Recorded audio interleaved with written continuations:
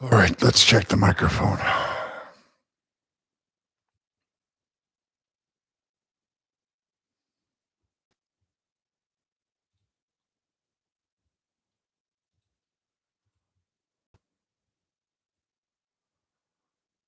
Okay. So that's supposed to sound a lot better. How's everybody doing?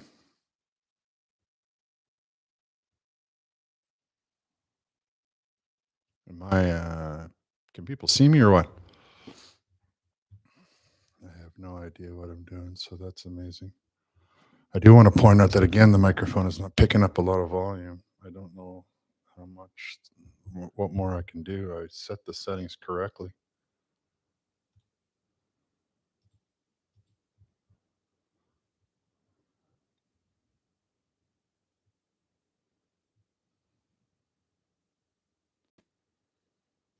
Looks fine to me. I guess it's just that's not right.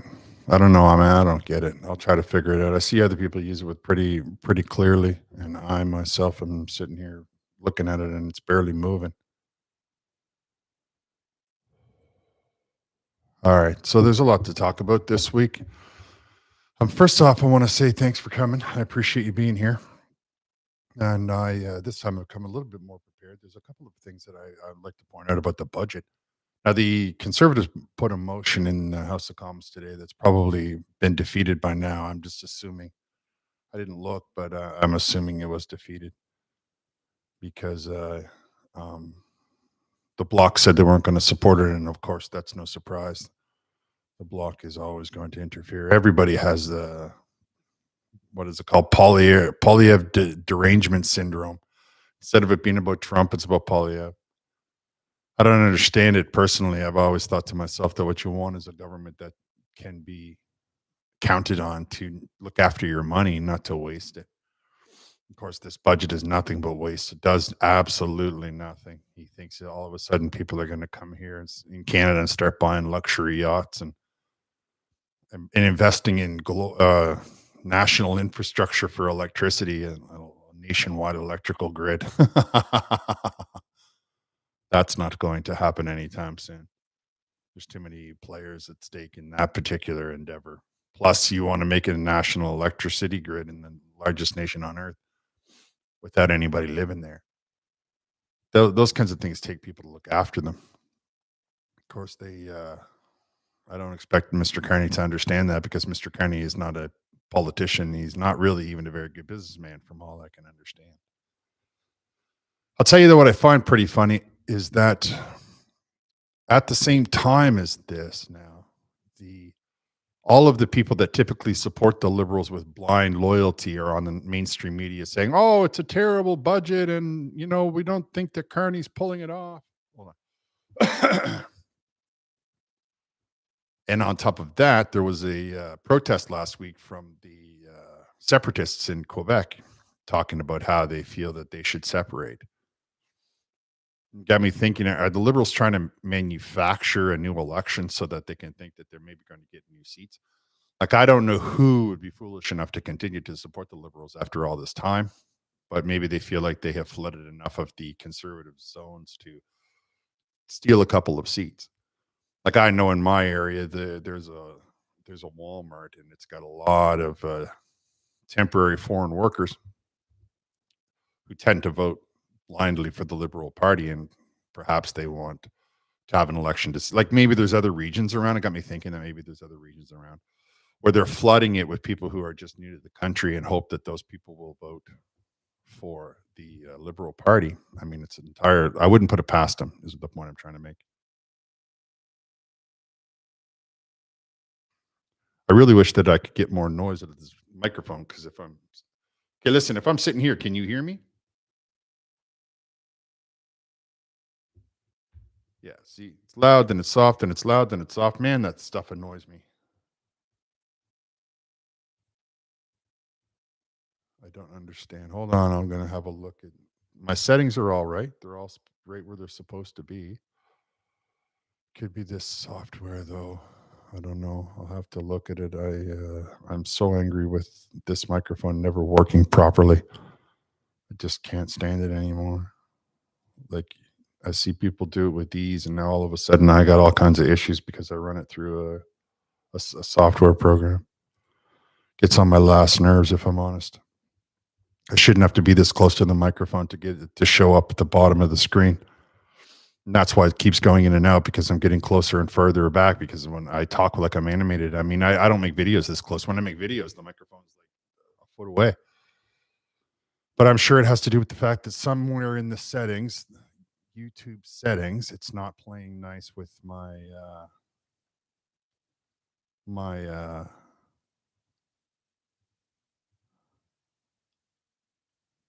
it's not playing nice with the software that it's running through. So it's kind of just causing all kinds of aggravation with the compression. I'm just guessing, but that's probably what it is. I could turn this up louder, but I don't think it see it makes no difference. And then when I try to click on it, it just tells me that it's only going to put it on mute. I don't like feeling like an idiot, so it's kind of pissing me off.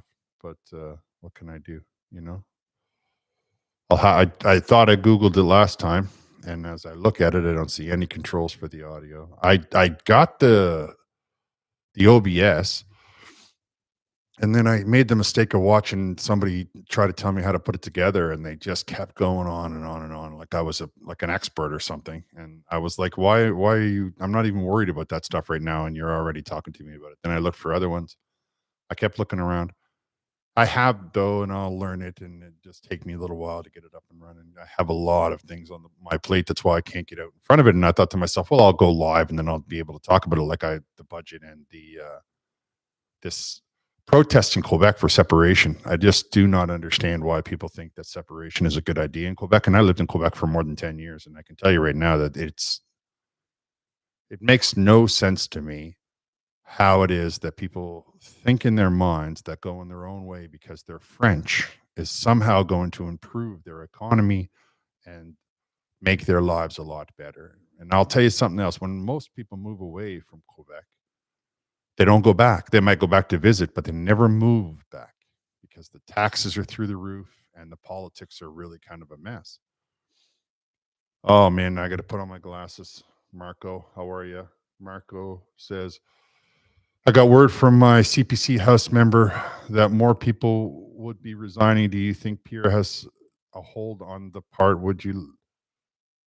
Who would you back to replace him should the leadership review not go well? Now, one guy resigned today from Edmonton, Riverbank or West River or something like that. He resigned. His letter indicates that he wants to spend some time with his family. I think he must have come up. There must have been something happen, and he's just taking time with his family and prefers not to be bothered by it. By the way that the letter reads, I think that if people are resigning from the Conservative Party because they have Polyev derangement syndrome, then we don't need them.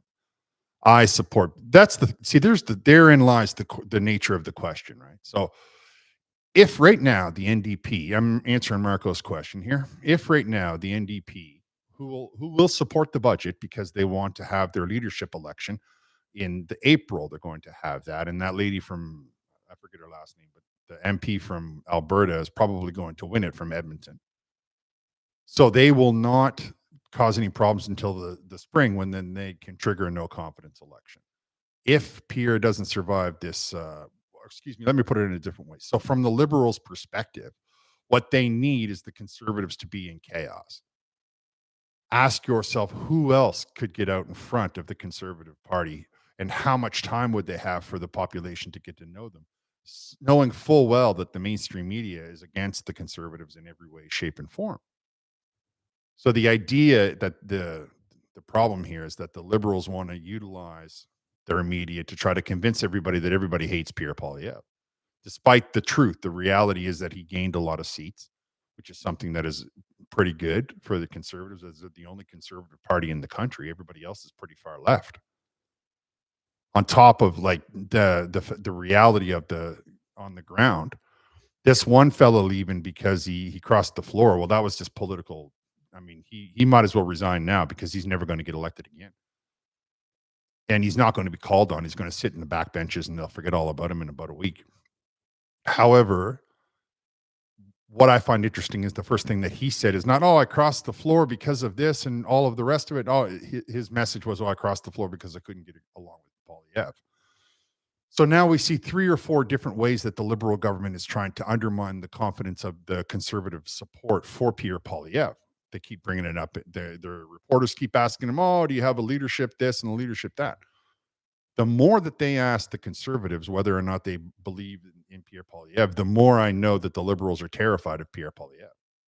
The more that they push this narrative, the more I know that what they're actually afraid of is Pierre Poilievre, because Pierre Poilievre speaks to the people in a way that they never could. None of them understand how it is that people can talk to the regular, ordinary, average human being.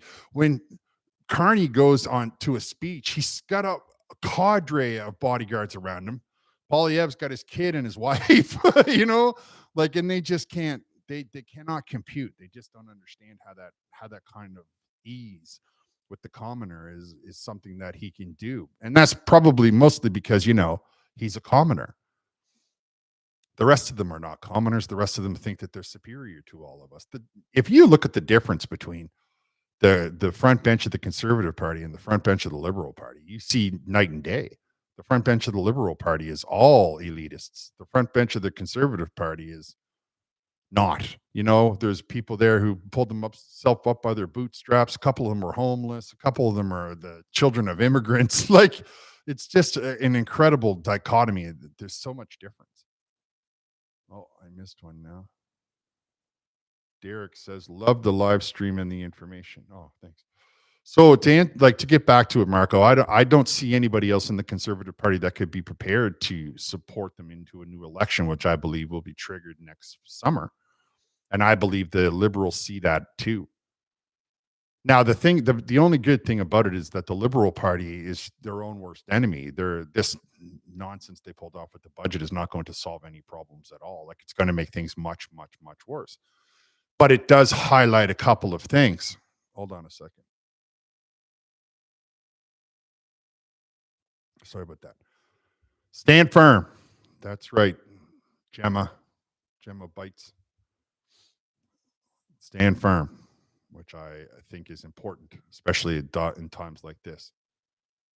So getting back to it, if I understand the way that it's looking, the way that it's going to play out, the NDP will not ruffle any feathers until they can get in their new leadership chosen. And they will hope that by that time, the foolishness of the Liberal Party will be exposed to the Canadian public. I mean, Carney's already dropped 11 points. The party itself has dropped like 20 points. People get excited when there's a lot of promises, but people are now like, nothing has changed. And they see the reality on the ground is that Mark Carney is an elitist, a world globalist elitist.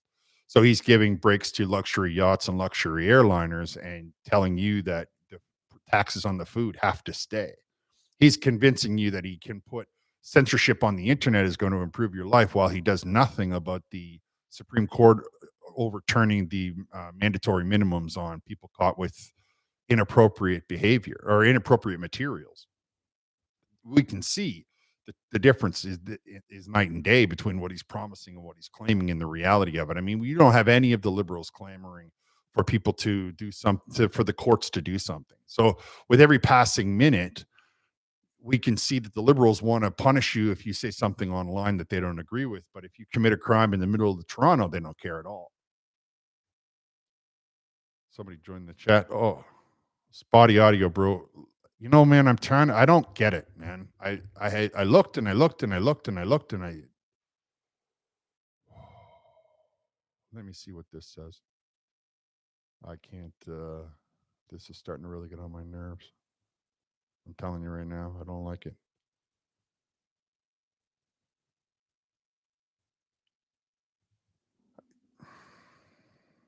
I have it maxed out. I have the right microphone chosen. I don't know what to. I have one of those mixing boards on the way. Those podcaster things. Amazon's supposed to bring it to me anytime now, so hopefully I can get it worked out with that.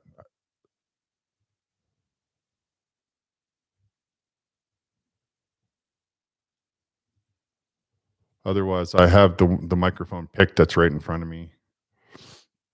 So I hear what you're saying, Rick, and people have told me I'm looking right at there's an indicator on the bar on the bottom of the screen. It's not even breaking half, and I'm like basically swallowing this microphone. I'm telling you right now, I am so frustrated with it.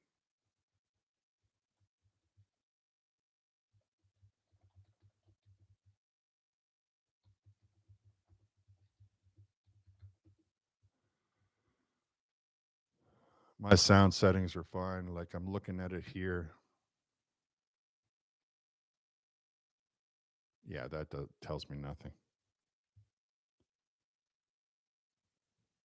Okay, I'll try that. Where are they? I wonder.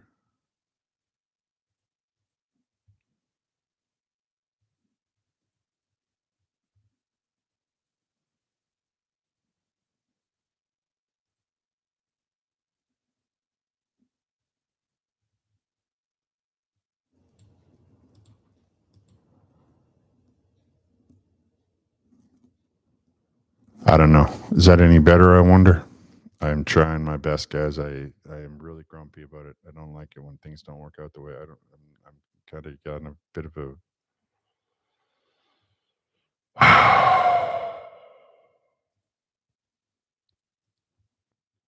I'm Gen X, so we like things to be done correctly every time, all times. And I don't know why it's not coming out louder than this. Like, I really can't figure it out. And I've just Googled it, and there's a 10-year-old on the internet. He told me that there's an idea that I could do, but I think it has to do with the way that my microphone is interfacing with the YouTube. Like, I think it's somewhere in there. YouTube is slowing it down. Like YouTube is changing the compression rates or the bit rates or something. Because I am a very loud person. Like I'm sure the neighbors can hear me. That's how loud I am. I have a very deep voice and I speak very loud because I don't hear very well at one side. So plus I just don't I like to be loud. I'm that kind of a person. I mean, I wear floral patterned shirts. I've never nobody's ever accused me of being shy. Anyway, what were we talking about? I forget now. Oh, we were talking about whether or not the budget is going to pass, and I believe that it will. Though it's a horrible budget. Budget. I mean, it's disgusting how much money he's wasting and how he's trying to make you think that he's doing something that he's not. Now he's trying to convince everybody that he's going to. Carney is trying to convince everybody that somehow this budget is going to introduce $1 trillion into the country. That $1 trillion investment is going to be coming into the country, despite the fact that they still want all of the same carbon capture problems. They still want all of the you can't put a blade of grass. All of the regulations are there. All of the things you have to fill out for are still in the way. So I don't know how he thinks that that's somehow going to improve the standard of investment in this country when the real reason people don't come here with their foreign investment is to do with the environmental laws, those 9 bodies of laws. Offering them a tax return is not enough. You see, he offered them he tried to come under Trudeau's taxes by like 3%. He said it in an interview that I saw. Like I have a clip of him saying it to the reporter. He got all up in arms about it, but he said, he interrupted him and said, no, no, no, but I'm offering them a 12% corporate uh, tax rate. But he still has all the environmental laws in the way. Everybody forgets that on day one, the first thing that Donald Trump did was remove the environmental laws. That is the real problem. That's where the investment is in the way. They tried to put a carbon tax on shipping. Of course, they now have put a pause on it because Donald Trump said you're not going to do that, and they said yes, sir, we're not going to do that.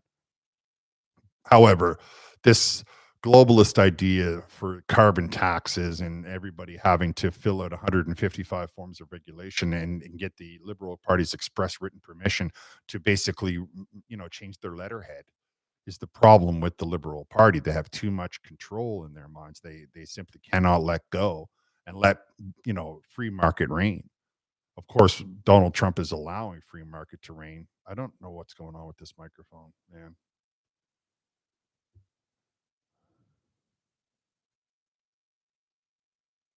I'm sorry, guys, because like the camera's here, and I want to look at the camera, and then the monitor's here, and of course it's way over here. I wonder if I can move this. I cannot move it. That's bigger. I don't know. Do I have stickers? What is this? Hey, I do have stickers. All kinds of them, apparently. Start a poll, members only stream. That's new. No, I don't know about this. I have to move the microphone, but if I move or the monitor, but if I move the monitor, I have to adjust the camera, and I like where the camera is. I worked on it pretty hard to put this camera like in this spot. I built all of this behind me based on this on the camera being right there. So that's the kind of thing I have to figure out how to do. But there's like I say in the OBS, it tells me I can move the chat. So if I can put the chat right there, then I'll be able to do it. And plus, I mean, I can look at it, but you know, I don't want to turn away from the camera too much. Plus, apparently, I can't do anything with this microphone except sit right on top of it, which I don't get it. But hopefully, when I put in my own stream, like my own software, it'll change that. Because I'm here, then I have a 4K capture card. I have software on the system for the microphone, like it's provided by the manufacturer. And maybe it's the 4K capture card. I don't know. But when I go to what I do have control over, do have access to, it's Windows. It tells me everything is maxed out. Like I have it turned right up. So I'm not 100% sure.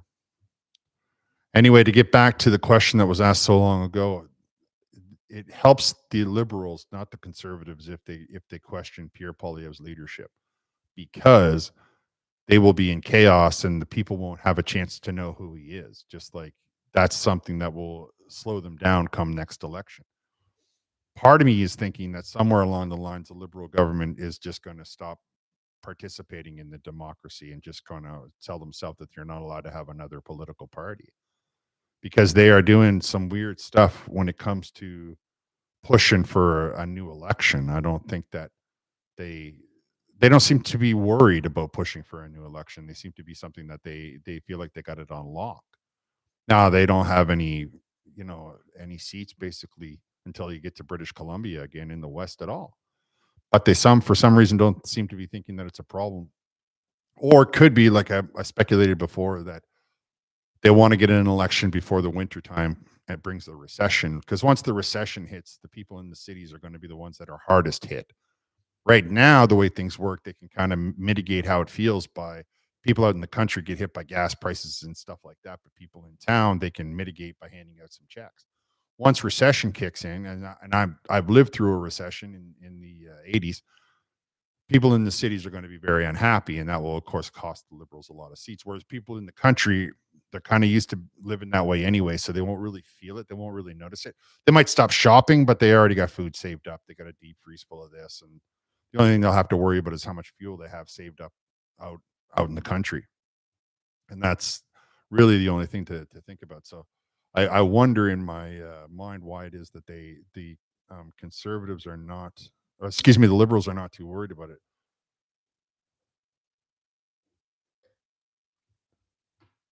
Okay, I'm gonna have to turn this on because somebody said my name specifically.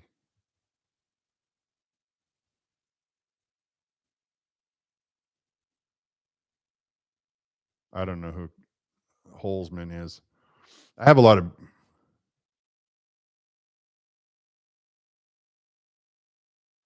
I don't think that they're related. I don't. Who's this now?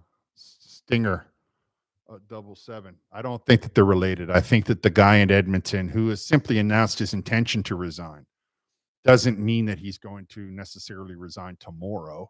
And then they can hold his seat basically vacant for 6 months. So the way it looks to me, like he's going to stick around long enough.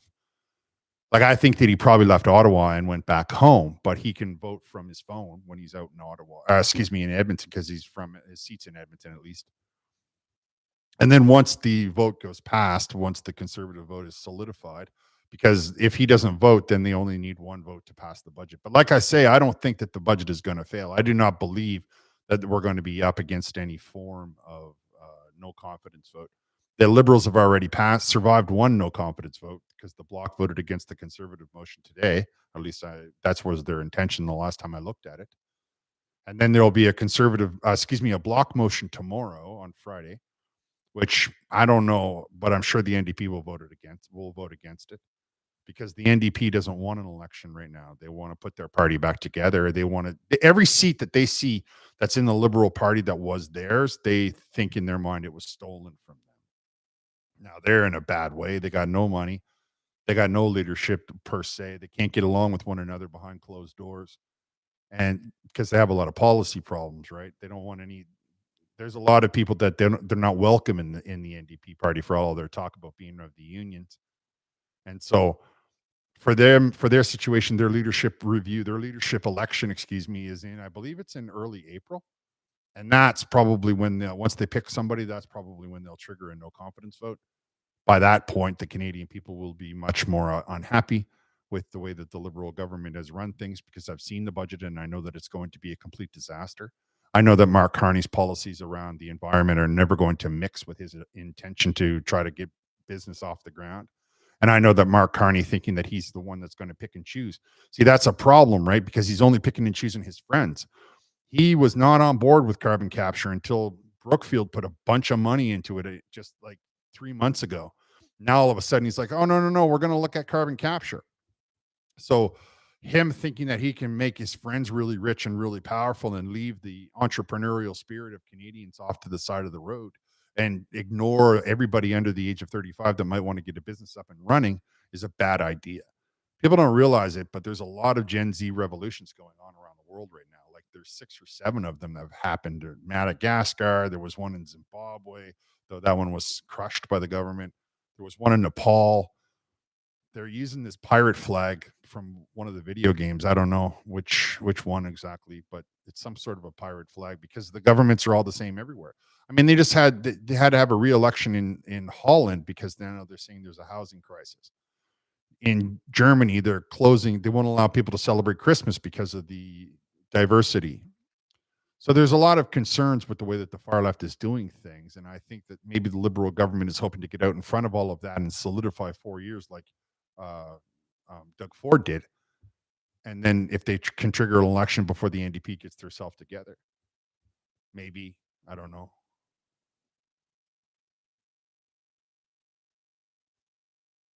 Can you do that quote and sing it in the rain? When there's her name says you're flirting with danger. I don't know the quote that you're referring to. You're flirting with danger. I think it would be poetic if the youth in this country dislodged the Liberal Party. Like, I think that if I was under 30, my position would be much different right now. I mean, I get that I mean, I'm Gen X, so we didn't have it great and we didn't have it easy, but at least we didn't have the government sticking their thumb on the scales and telling all of the men under the age of 35 that there's something wrong with them for simply being born men. And on top of all of that, you're not allowed to buy a house. And if you live in your mother's basement, then the problem is yours, not mine. Like, it's just, there's so much thrown at young men from the far left that I'm telling you right now that it wouldn't sit well with me. And I don't believe it sits well with them. I think that they're just quieter because the internet censors them so much, and that there are little pockets and clusters of guys who all agree with what I just said.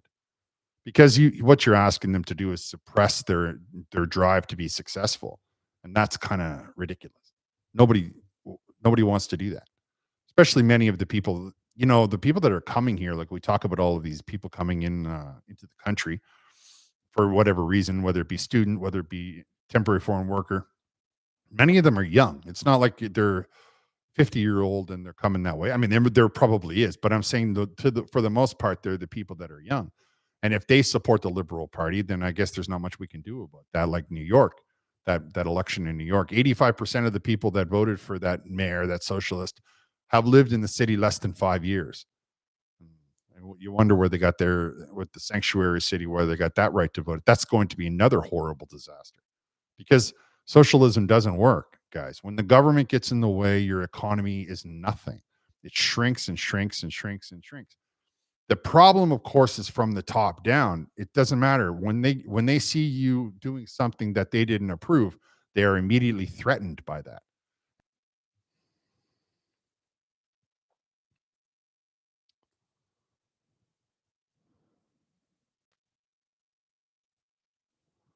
Okay, so am I back? Okay, thanks. appreciate that. Yeah, liberal censorship is Bill C-11, Bill C-18. They currently have the right to limit what you guys all get to see. Donnie, how are you? I'm Gen X and Judas Priest still rocking in the Invincible Shield track list. Devil in the Disguise nails Carney perfectly. It really does. And I am a big fan, or was a big fan of. I mean, I've heard my fair share of Judas Priest. I can assure you. Back before my head was shaved, my hair was quite long. It was right out of the '80s, big hair bands. And Judas Priest, of course, makes a good sound. I don't trust Mark Carney's government at all. I don't think that the Liberal Party is honest, and I don't trust any dishonest politician. And you say, well, they're all dishonest. And I'm like, yeah, but there's some more than others, right? But as I was saying, socialism never works, and it will never work because the people at the top become terrified of losing their job. And once they become terrified of losing their job, they start to crack down further and further and harder and harder. Think about the idea that the liberal government censors the internet, but doesn't care if you're caught with horrible pictures of, well, you know what? Like, I don't know what I'm permitted to say, but I'm sure most of you are aware of the Supreme Court overturning mandatory minimums. Now, I, for one, believe in mandatory minimums. And if you want my opinion, all they really need to do is just, get rid of protective custody. And that fellow there, those fellows there will be, their time won't be so easy. I can assure you of that. However, there are other things. Like, I watched an article from a guy on a podcast where he tried to run a commercial and for a song, like he's running a commercial on Twitter for a song that he wrote that mentions the trucker convoy, and the Liberal government blocked it from being played inside of Canada. So, like in true socialist format, they want to rewrite history. I mean, you can't rewrite history. You can try, I suppose, but in the end, people will remember. People will remember what you have done to them. People will remember that blocked the bank accounts of two single mothers in British Columbia because they bought a T-shirt in support. In support, you cannot. But apparently, in Canada, it's okay to attack your political rivals through bank accounts and through censoring what you're allowed to put on the internet and so on and so forth. This is the kind of problem that we have when we talk about socialism, right?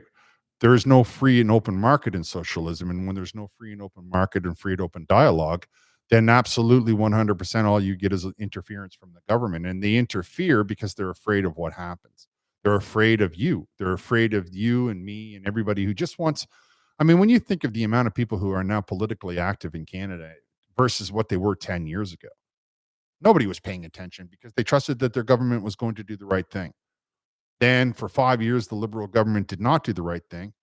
And when people started to get upset about it just in time for the pandemic, and now they've just been throwing up a patchwork ever since, rob from Peter to pay Paul, as the expression goes. And that has now come home to roost. There's nowhere to go because the American money has been cut off. And so now they see that the economy and all of their economic decisions are going to bring a recession. And recessions are a different kind of animal. It's going to cause people to lose their homes, which of course ripples out, and you simply don't have enough of the elites to maintain the veneer. You simply don't have enough of the mainstream media telling them anything they want to hear. People will get frustrated and fed up. I, for one, think that given the CBC $150 million is basically political interference. Like, you shouldn't be able to bribe the mainstream media. I believe that they should, like me, try to function on their own. I have to come up with this talking to you guys all by my lonesome. Now, I get what I understand that you're thinking, well, yeah, but that was your idea. And of course it is. But it's also CBC's idea, and they should be held accountable just the same as I am. They should be, forced to sink or swim.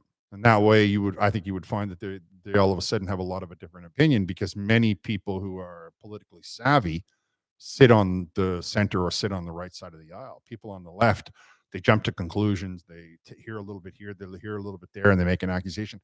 I mean, last week when Pierre Poilievre was in trouble because he made those comments on Northern Perspective about the RCMP, I literally heard a reporter say to him, "Did you talk bad about the RCMP?" And he said, "No, I didn't say that." And she goes, "That's what I heard." Oh yeah, that is some top tier. That's Pulitzer Prize winning reporting coming out of you right there because you heard it around the coffee shop. It must be true. You heard it on the internet. It's got to be true. So there's a lot of problems that we have when we think about what goes wrong with socialism. And anybody who can read a book about the USSR can see it in plain view. The amount of countries right now that are cracking down on their populations that call themselves socialist governments is probably more than 50. Like it's a big section of society. And Canada should not be like we should not be permitting it. We definitely should not be voting for it. And now the chickens have come home to roost, as the expression goes. The Mark Carney government has made this ridiculous budget because there's no more money. They're all out of money. And we're now spending more money on interest than we are paying on health insurance. If you're out there and you can hear my voice and you said to yourself that you're having a hard time finding a doctor, or you had to go to the walk-in clinic, or the last time you went to the hospital, you waited for hours and hours in the emergency room, or any of those that you can't get a specialist, you're waiting 4 months for treatment, 6 months, whatever it happens to be.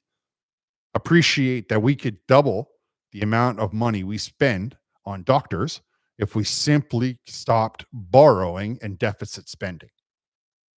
So really by not deficit spending, we improve our caliber and our quality of life. We're spending 56 billion on interest rates or interest, excuse me, and we're only spending 54 billion on doctors. Meaning that even if we were to take 30 billion out of the interest rates and give it to the doctors, think of the improvement that would be on services, on amounts of doctors we can pay for, on nurses we could pay for, on technicians we could pay for. It would cut down waiting times. It would build buildings. It would ripple across the economy in such positive ways. But instead, we're giving it to banks. We're giving it to like the Bank of Montreal and other money lenders that I can't think of off the top of my head. But I assure you, they're nothing but bankers. They're just the same training as Carney, who are going ahead and loaning the Canadian population this money so that they can spend it on getting rid of the public service and spend it on modular housing, which is a horrible idea and will never, ever work. But people want to believe it because people don't know any better, I guess. I don't know. Why do you think people believe in the Liberal government? I should put that up as a question. Should I? I don't, just so the one time I can understand how to do this. Start a Q&A. Well, I already did that. So start a poll. Let me see how I do this. What's the question? Oh, it's a poll. That's no good. That's not what I want to do. Okay. I don't know how to do this. I know nothing. Okay. I think I know what I'm doing here. Hold on.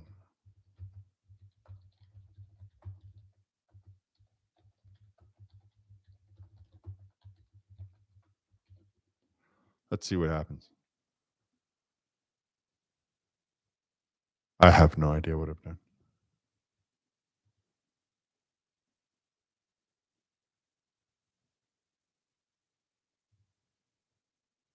Now I can't see any of the dialogue. And I have to figure out how to do that. What about that? Ooh, I like that over there.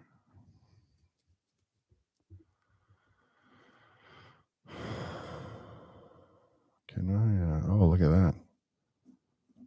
Yes, I know my mic keeps cutting out. It's not my mic. It's because for some reason they're not picking up my mic, and all I have to do is turn away from it, and then it all of a sudden will just become like quieter. I don't know. It kind of gets on my nerves. I'll be honest with you. It kind of makes me want to bash it with a hammer to see if that'll fix it. It's probably not going to fix it, but it's just, frustrating to me. Yes or no poll. I know, but I put up a question. Why do you think the people support the Liberals? I don't, for one, like I do not understand why they support the Liberal government at all. I certainly do not support the Liberal government, not because I have a problem with Liberal or NDP or any of that. I don't support them because they're not good with their money. They're not honest with their decision-making processes. I don't like a government that intentionally watches as your life gets worse and then tries to convince you that it's not their fault that the things that they did is the reason that it got worse. Obviously, you're the one in charge. You're the reason that it got worse. I know nothing. Yeah, exactly. Who own their homes already? Maybe so. Yeah, that's the other thing that makes me laugh a little bit because I read a poll the other day about the boomers, and how only 15% of them are going to go back to the United States this winter. The other ones are all going to different countries like Mexico or Bahamas or something. So where are they going to be at Christmas? Not in the country. They're not going to be feeling the pain, and their house will be sitting empty, which of course is why another reason why Mark Carney wants to overturn that rule on houses sitting empty, because the people that voted for him don't want to have to rent their house out over the wintertime. Now, the other ones that sold their house a couple of years ago and just live in a trailer for 6 months a year, like come back to Canada and live in a trailer. Where I am today, right now, like when I look at the window, everything is frozen. It might not be frozen solid, but there's at least a half a millimeter of ice on everything. It's enough that, it's below zero. So that's not going to work well with your little trailer. And so they're gone. They don't have any red Tories. Well, see, that's the thing, right? If the guy walked the floor and he wants to try and tell himself that he's a little bit conservative, but he's a little bit liberal, he really stands for nothing. And people who don't stand for something fall for anything. I believe that individual was just mad because he wasn't made speaker. Like he tied his whole identity into being something more than just a backbencher. And he broke, you know what I mean? I mean, he comes on there talking about how, like I played a video where he talks about how he's, against everything the liberals stand for and the budget this and the budget that. And then when they let out the budget, which was twice what he predicted it would be, that he says, oh no, maybe it's Pierre Poilievre being used as a soundbite, being used. And to get what? To get nothing. Now he's going to go back to his riding and have to face the people that, elected him. And just because he was come across to the floor to the Liberal Party doesn't mean if there is another election, they're going to allow him to run in that riding. He still might have to go up for a leadership, like a competition against the other Liberal that was in the area. So it was a bad move. And to try and say, well, I'm just a red Tory or a blue Liberal or any of those kinds of things that fall in the middle means nothing. That's just people trying to justify their poor decision-making processes. And a lot of these people are not in it for the right reasons. Like people say to me, oh, Pierre Poilievre is a career politician. And I'm like, yeah, he's a career politician. It's funny how when we tell somebody has been a doctor for 20 years, or we say this person is brand new a doctor, which one do you want? Or if we say this person's been working here for 25 years and this person just started last week, which one do you ask for when you need to know an answer about the productivity that's going on around you? And when a person grows up and says, I want to be a firefighter, and that's all they ever concentrated on, and then they become a firefighter, do we say, oh, he's only ever been a firefighter? That's just them trying to undermine Pierre Poilievre's standing with people like me and you, with regular people who just want somebody in the House of Commons that's not going to rip them off. Then that is not the Liberal government. The Liberal government is ripping us off. Okay, I'm turning this thing off now so I can learn what I'm doing. Go to channel. What? I don't know what I'm doing. Oh, that's not right. Now it's vanished completely. That's excellent. Oh, there it is. Okay, how do you close this?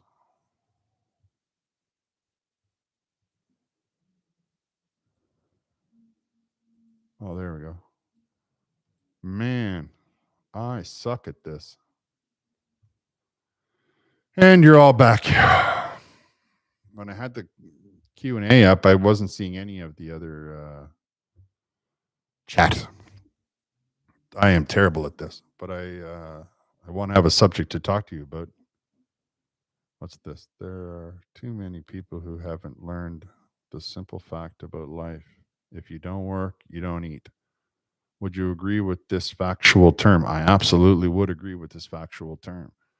I come from people, well, I mean, I did not have the greatest warm and fuzzy upbringing. So I've been at it for a long, long time. And I know exactly what that means. And there was for a while, I just decided I'd had enough. But some people have never had to push for anything. They've never had to, make those hard decisions. And so they just think that it's all going to be handed to them on a silver platter. I get that some of them are starting to realize it now. Some of them are starting to wake up to the reality now. But for a long time, they just felt like the government is there to serve them. And the liberals play on that, right? Oh, we're going to feed your kids if you send them to school, or we're going to give you handouts for you won't have to pay for your birth control. You won't have to pay for this. You won't, we're going to, but everybody has to pay for it.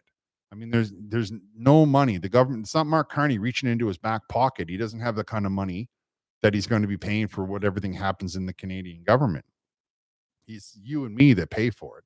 And as a result, it's you and me that they have to be responsible to. Now, people need sometimes a little bit of hardship. I read an article once about World War One and how there hadn't been a war in like 60 years, not anything major. There was the Franco-Prussian, and then nothing. And one of the guys postulated that because there had been so long without any major war, people forgot what it was like, and they all started to talk tough. And I see a lot of that happening from the current young people, that they all want to, become Antifa, and they want to take on all of the different factions. And part of me thinks that it's because they don't know what hardship is like, and they don't know what a fight is like. Now, the Americans don't necessarily have that same sort of problem. They simply have two groups of people who think that the government would be better off if it didn't exist. And I'm sure that that's being bought and paid for by special interest groups. But Canadians shouldn't be having that attitude. Canadians should be telling themselves that they want cheap rent, because you might be able to live outside in California and Oregon where it never snows, and you might be okay doing it in all them other places in the United States of America. But even the warmest cities in Canada, you sleep outside, you can freeze to death. And they don't seem to care about that. I read another article where they said that 80% of people under 30 in Canada are using skip the dishes. And I'm like, man, you need to learn how to cook. But I guess they don't. I guess they just don't know what hardship feels like.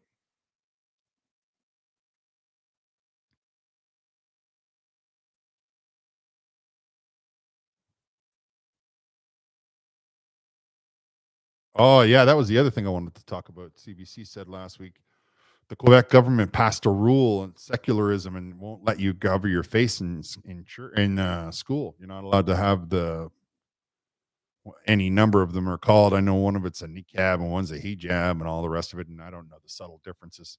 I do know that I kind of agree with the idea that you shouldn't be covering your face. I mean, in reality, anybody could be covering their face, and anybody could be under. You could put somebody covering their face, and they could come in and write all your exams for you. But the thing is that culturally in the West, we have for a long time demanded that you uncover your face. You know the salute. Everybody knows the salute, but not a lot of people, or maybe you don't know. But when the knight had an iron face mask on, he would lift the mask when he was crossing paths with another individual. He would lift it up so that you would know, you could see his face and you would know what he looks like. And we changed this to do that, to say, hey, how's it going? The point I'm making there is that culturally, Europeans prefer it when they can see your face. And I don't want anybody else's, I don't want anybody's customs imported into Canada, primarily because this is a country of its own way. And why would we need to adopt other people's ways? But this one I agree with completely, because when you look at the history, right? Isn't that what they always say, right? They always say, oh, no, but historically we've been covering our hair for whatever it is, 1,000 years. And I have opinions on that too. Like I'm pretty sure that they cover their hair for different reasons, but because there's lots of Christian women that cover their hair, like in other religions in Eastern Europe, for example. And I'm sure it has to do with humility more than it does anything else. Plus, if you're out there and you're a woman, you listen to my voice, you can imagine living in an area where there's sand blowing around all the time. You would want to keep that out of your hair. Cover it up. However, covering up your face and covering up your hair are not really the same thing. I mean, people wear a hat, but that hat doesn't go all the way to your chin. So I think that we can see that over the course of the development of the Western society, showing your face is something that we take as part of our heritage. Now Quebec, they don't really like anybody that's not a francophone doing anything that's not francophone-ish. So that may very well be the motivation behind their rules.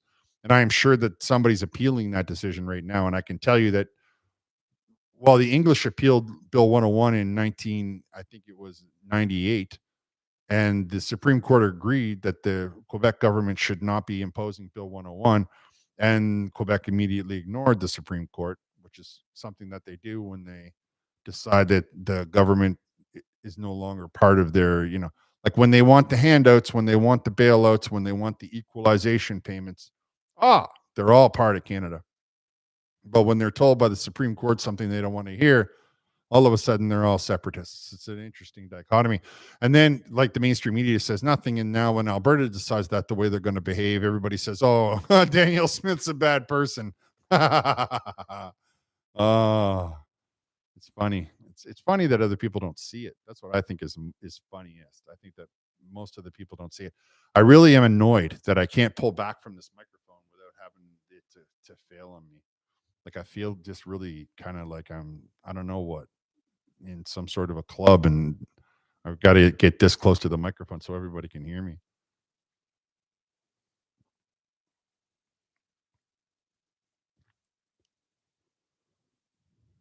Yeah, 81, 82. I was a kid as well. Pretty rough.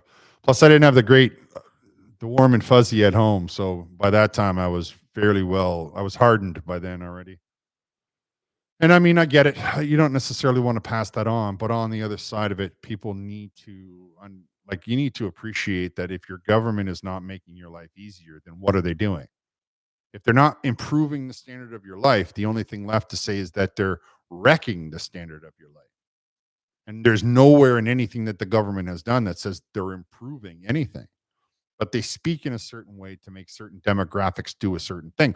Like right now, they're just desperate to make everybody get mad at Pierre Polyev again. So it's a new thing that people are coining called Polyev. What is it? Polyev derangement syndrome. Instead of it being Trump derangement, it's Polyev derangement. Of course, some of the reasons that they don't like Polyev have nothing to do with the fact that he wants to defund the CBC. It's simply on the fact that he's smarter than they are, and they can't debate him. So every time they try to go up against him, I mean, I have not seen him lose a single one. He's taken on all the CBC. He's taken on most of the CTV. He's taken on all the Canada News or Canada Press. He's taken on the whole front bench of the Liberal. Everybody remembers that time he was eating an apple while he put that poor little one reporter. I mean, probably destroyed that guy's career. And that bothers them because that means that people will gravitate to him. And the fact that he took the vote share of the Conservatives into the 44% or 43% has them rattled. Because if it had been anybody but Jagmeet Singh, the Liberal Party would not have gotten that many votes. I can't speak to how much they would have taken from the Bloc, but they never would have gotten the support from the NDP seats that they got if it were not for the fact that Jagmeet Singh. I mean, Jagmeet Singh should have triggered an election in December, and he would have become the leader of the opposition. But he didn't. And so they're scared of Pierre Polyev because they know that if they go up they can't go toe to toe with him. And that means that they have to start to become underhanded and manipulative and try to play on words and all of the things that the people who can't win a straight up fight always end up doing. And there's nothing straight up about the Liberal government. Everything they do is, well, nothing is as it appears, right? Like the budget, for example, which will be a disaster, but I don't see how we can stop it. I just think that it's going to cost us a lot in financial burdens. And of course, we could pay it off in a couple of years if we simply got serious about getting to work. It's interesting in my mind that they want to build a national electricity grid, but they don't want to build a national pipeline. It's funny how they worry about putting AI into the government, and all of a sudden, Carney pulls out $2 billion for the um,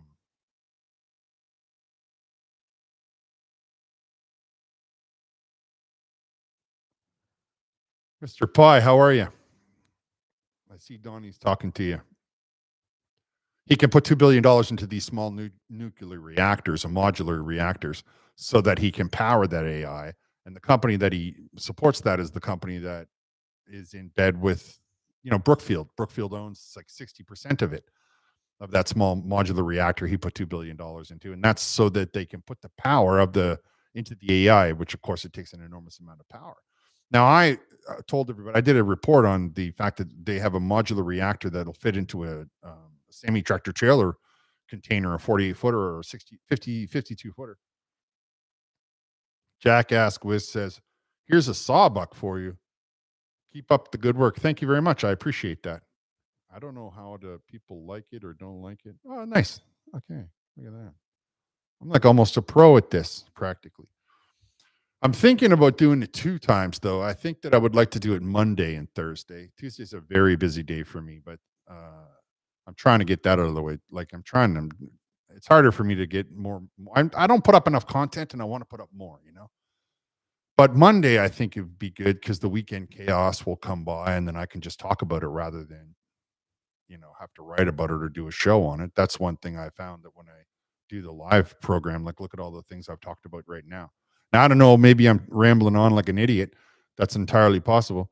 However, I do feel like I'm getting a lot of my positions out there, and and all I can see, I'll be honest with you, is the stupid part where where the microphone is, and I just want to scream at the microphone to like just come a little further so that I could back up a little bit because when you're as handsome as me, you need to show your entire face. Like that's the thing of it. Well, that's what I'm telling myself at least. Very funny. Hey, let me ask you guys a question. Do you think I should do some reactions? Like sometimes I just see these little shorts and I think maybe people would like to see me react to them. They won't be politically based, but they will maybe make you laugh a little bit.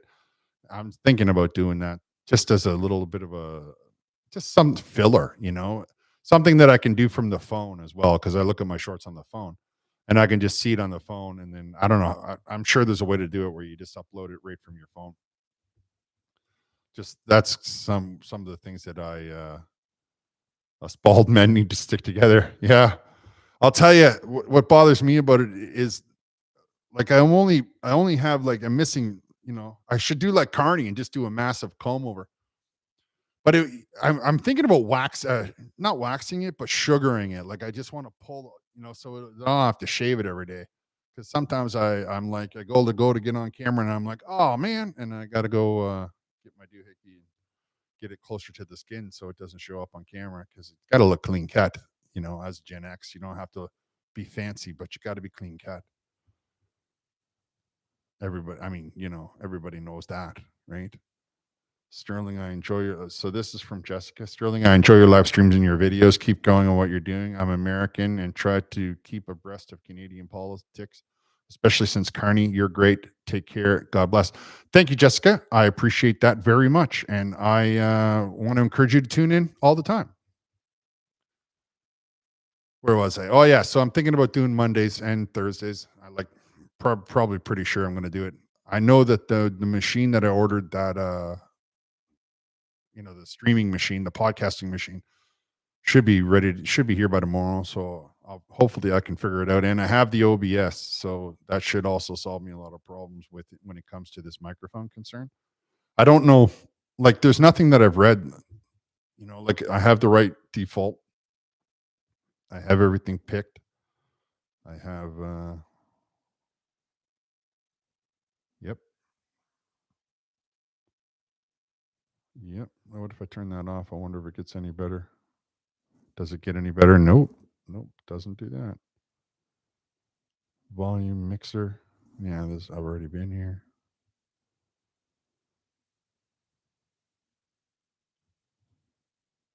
Yep. Yeah, you see. I think I'm just having a conflict with I think I'm just having a conflict with not knowing where to turn, because when I look at my software that I have with the microphone, they provide this little thing. There's no movement in it at all. So for some reason the microphone is not going through the software. And that could very well be the problem.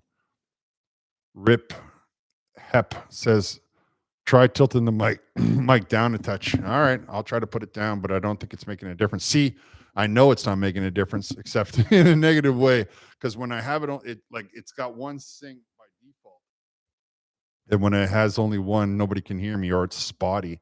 I need to get it to at least two. So now I might have messed it up completely. And I thought about taking the, I don't know. I have to improve. Man, that's all there is to it, right? I am not of that generation, so I get it. You have to improve, you have to work, you have to practice. I watch. I don't know that I would ever do live streaming like of a game and all that stuff. But I see these guys go on and they got it all set up. So if they can do it, I can do it. Like I see other channels where their same setup on their video is the same setup they have when they go live. So if they can do it, it can be done, and I just have to figure out how I can do it. So I've taken, like I said, I've taken the step to get the OBS, and I went so far as to download it, but I haven't double clicked it yet because every time I watch a video on what I'm doing, they start talking to me like I know what I'm doing instead of just saying, okay, step one is this, step two is this, because that's really what I kind of prefer. Then I'll get comfortable with it. But if it can be done, then I can do it. Obviously, we can all do it. We can do it. Can we stop the Liberal government's budget at this time? I don't think so. I don't think the NDP is in any position to stop the government. Can we hope that Pierre Poilievre maintains his leadership role? I think that he should maintain his leadership role. I get that they flooded his region with people that voted Liberal, and I further understand that it looks bad that every time you turn around, they're talking about how the Conservatives don't like him. But I don't see that. I see that many Conservatives in the party still support Pierre Poilievre, and I know that the people support Pierre Poilievre. I mean, it's hard to see when you don't hear it because they control the message. But when nobody's looking, when the CBC doesn't have control of the internet and all the rest of that, I get a lot of feedback for support of Pierre Poilievre.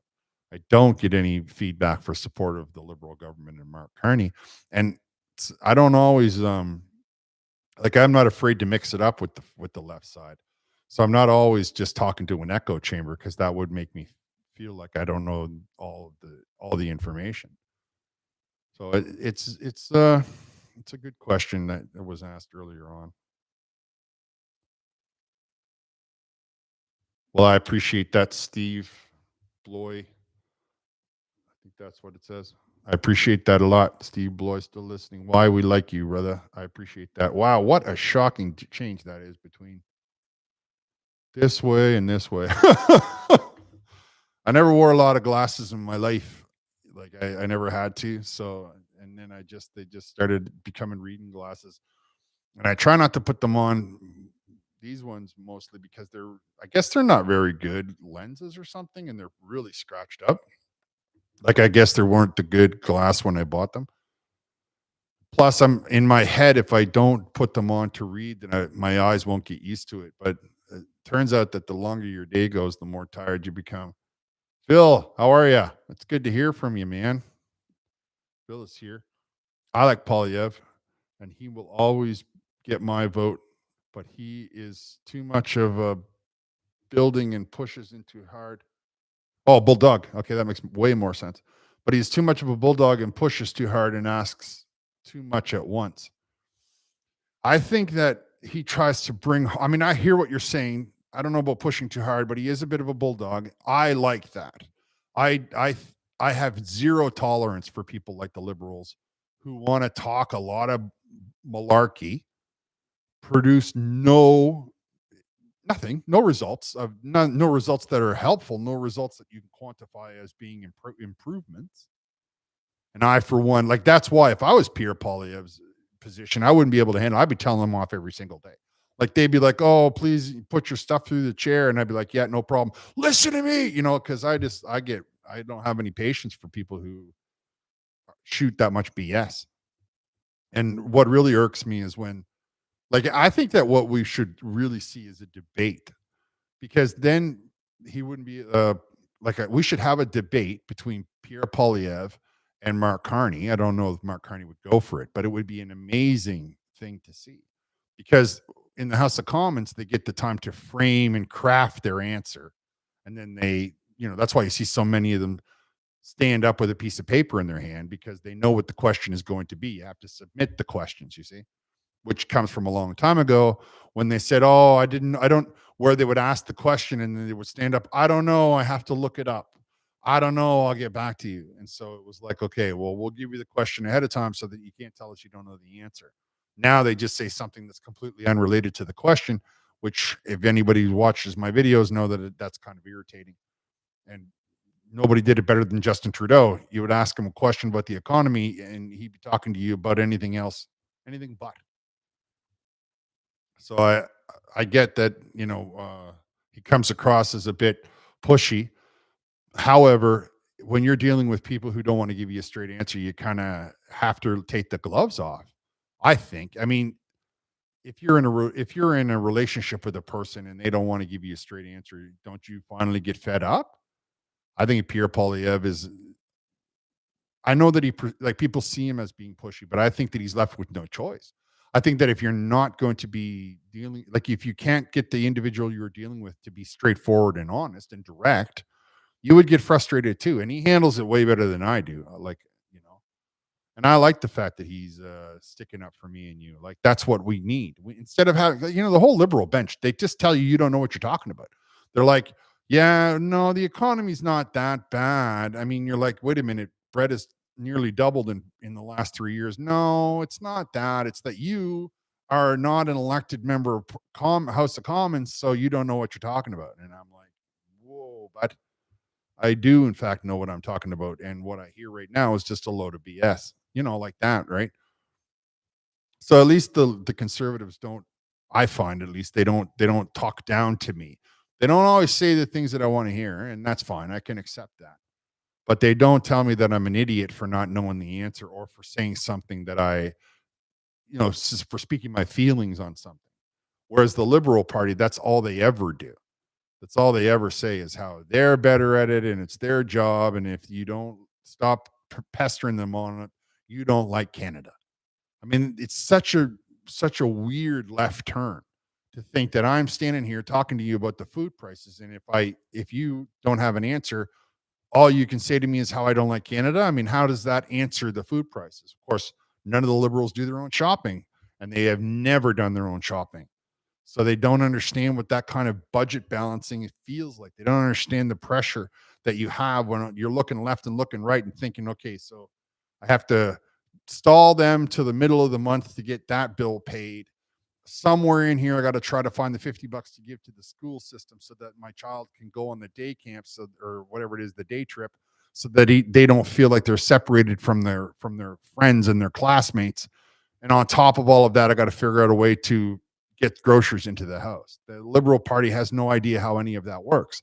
So when you hear them talking about how, there's only a 8 cents per liter on this industrial carbon tax, and Pierre Polyev says to him, "What are you talking about? That's a lot of money." And they're like, "No, no, no, it's nearly zero." You can understand why it is that I support the conservatives, because I come from poverty. So I know exactly the kinds of thing that I just described to you and how hard it can be on households and how much strain it can cost on people. And this much of it could be avoided if we simply had a government that was, leading the way instead of expecting us to take the brunt. Jackass Whiskey says, there is a truth that Canadian conservatives do not understand, which is conservatives worldwide cannot win elections only by economic issues. You're right on that. The recent election in the States there can prove that when they lost Virginia, um, just a couple days back. I believe that that's because they run deficit governments. And if you ran a deficit government, people tell themselves it's fine. But if you tell them straight to their face that they're going to have to do without in the short term, they get scared. They become nervous that the worst will happen. And that's not the reality. Like that's not what would happen. It's just simply a better management of money. It's simply the way that you have to look at it when you're in your house. And I agree with you, Jackass Whiskey. I agree with you that that you can't run on that alone. You can run on fiscal management and secure streets, though. There's a lot of people out there that are on the left side of the aisle who want to be able to go to work and back without worrying that they're going to get, let's call it, violated. Hey, Portuguese pie, how are you? What do you make of the MP that just quit? CBC talked for 40 minutes and bashed Pierre, where CTV only talked for 12 to 13 minutes. It also seems like they told Cons to speak nicely of the guy who left. When I read the letter, like when I see that letter that come out of the from that guy from Edmonton, I want to say West River or River West or something. I see that as something happening domestically. I think that he had a problem in the house and like in his home, like with his family, and he's decided that he's going to step back. I don't believe that it's anything else. Now, earlier I was talking about how the mainstream media is terrified of Pierre Poilievre, so they're trying to shove this narrative down everybody's throats that the entire conservative party is against Pierre Poilievre and they doesn't have control of his leadership and all the stuff that I don't agree with. Like I don't see accurate, I don't see proof of. I don't see that. So I haven't heard what the CBC had to say, and I really, to be honest with you, I don't pay for that. I forget what it's called there, gem, because I just don't want to give him any money. But I guess I'm going to have to to do my job better. I'm going to have to.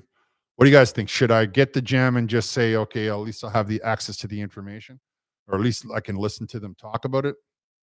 Anyway, Mr. Pie, Portuguese Pie, I don't think that he's leaving for any other reasons but personal reasons. And I don't think that he's going to officially pull the trigger until the election for, or excuse me, the vote for the budget happens. He can do that from his cell phone.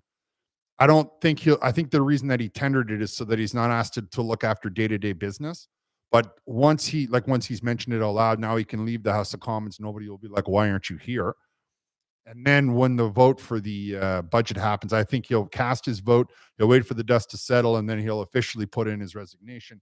And then we'll tick to the 6 months because it's a maximum of 6 months before Carney has to call a by-election in his riding. So that will be a problem. There will be an empty seat, absolutely. But I don't think that he's walking the floor.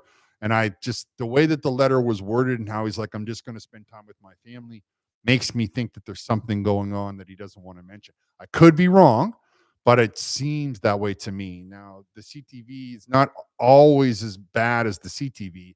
The CBC is not as bad as the CTV, but the CBC is definitely, how am I saying this now? I said that all wrong. Okay, hold on. The CTV is not as bad as the CBC, even though they went on for about 10 or 15 minutes, according to what you said. But the CBC, they just hate the conservatives, right? There's nothing about their ideology that matches because you never hear Pierre Poilievre say defund the CTV. And the CBC is not interested in what's best for you. They're only interested in what's best for themselves. Plus the programming that they have on in the CBC. And I've taken a look at some of it, and it is really far left. So they don't really like anybody except for a certain demographic. And that is why they go on for 40 minutes with it, because they are really hoping that people will jump on board with their what a guy coined on the internet, Poilievre derangement syndrome. Oh, Jackass Whiskey again. With $5. Conservatives need to run on economic issues and social issues in Canada. It could be gun rights. That's a good point. That is a very good idea. And right now, I think that we need to be talking about the crime on the streets. I don't know why. When I think about the Liberal government going after people's guns, I think that that's only because they want to clamp down on people. Like I see no other reason for them to be so obsessed with taking people's guns. Just like I see no other reason for them to be clamping down on the internet, except for they're afraid what people will, the truth. The truth scares them, so they want to hide it. They don't care about all of the crimes that are happening on the streets of Toronto, home invasions. Let's use the term SA. Let's talk about other kinds of A's, all of the car theft. They don't seem to be caring about any of that. Not a single thing. But they got two bills in that are already out that deal with social media. And they got two more that are up in front of committee and whatever that deal with social media. That to me doesn't make any sense because words that they mean nothing. Yeah, they might mean that you don't have a job anymore, but they're not going to do detrimental damage to somebody. Not the kind of damage that a person gets if they try to survive an assault or you imagine a home invasion and you're like an 8-year-old kid, you never sleep again. But the liberals don't care. And I think that the conservatives need to push that button. I think that when they got the support of the police departments in most of the major cities, they should stay on that. I mean, people don't seem to care about the economy because they don't understand how the economy works. And they feel like the government will mail them a check in the middle of the month and they're happy. Oh, I'll come back to the gun rights because Jack asked whiskey another $5. Most people aren't interested in economic issues because they don't care and don't understand the consequences. Most people are comfortably numb. I agree with you 100% on that. That most people don't understand the ramifications. They don't understand the fallout, and that's why you always hear me reference the people that are coming from other countries because they understand what poverty looks like.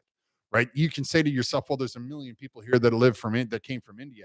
Yeah, okay, but 900,000 of them understand completely and 100% what poverty looks like.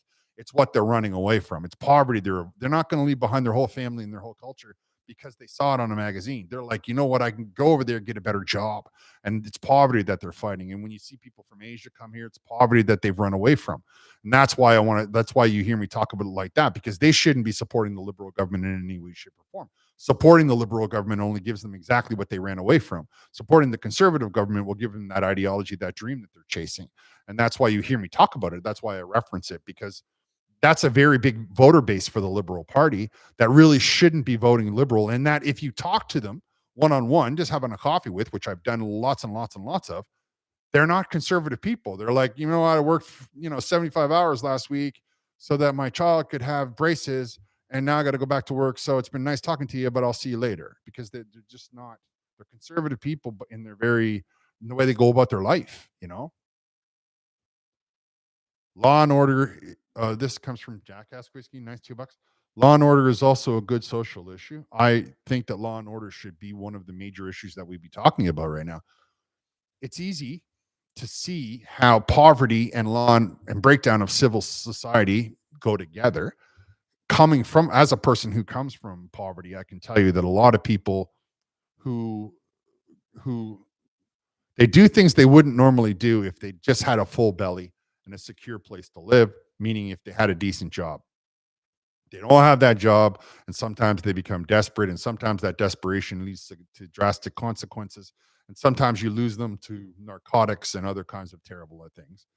Sometimes they, get caught and come to their senses, and they get help, like they get saved with a decent job and a good training and all the rest of that. And most of them try to find their way out through the blue collar, and that's great. That's exactly what the system is for, to try and help you get to a better standard of living. But the liberal government, I think, benefits from having everybody chase one another rather than looking at what they're doing. So every time that people get too close to a like the green slush fund, right? When they use the media to suppress the stories on that, then all of a sudden people start talking about it. And the next thing you know, they bring out a different kind of scandal so that you can forget the one that you just saw. And then they say, oh, here's a gigantic check. So people are no longer talking about what poverty feels like. And then those that are feeling the crush of poverty, the subsequent, don't have a voice. And it looks like something that it isn't, right? It appears to be something. But when you hear the police force come out, you know that the reality on the ground is much different than the message that's being crafted. And that's one of the things I like to do with my content. I like to see through the message to find out the reality. The truth is what I care about, because when it comes to this kind of stuff, I have a very classic journalistic approach. Just the facts, ma'am. And I'm not trying to be, I mean, I'm a little bit, I believe in people in Canada should be given a good life. And if I lived somewhere else, I would also believe that. My utopia, the entire world is a gigantic, just one gigantic middle class. I get that there are some people who are going to make more money, like your Elon Musks and your Zuckerbergs and all the rest of it.